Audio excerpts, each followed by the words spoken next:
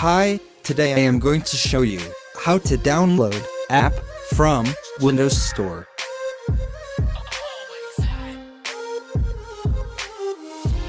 So you need to do first, enable your Windows Update running mode, or don't disable it.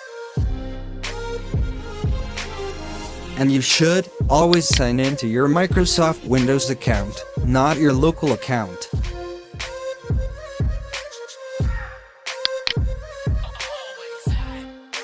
Press Windows key, then Start menu. Now type directly Microsoft Store. So now open the app.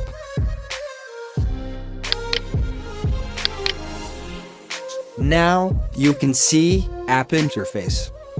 It's like Google Play Store or Apple App Store.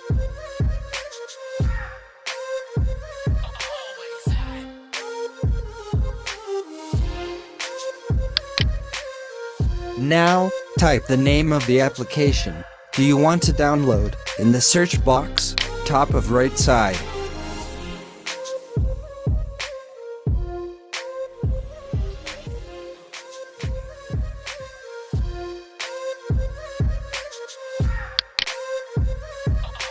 Then, click the install and wait until finish the download. Finally, launch the application. After automatic installation,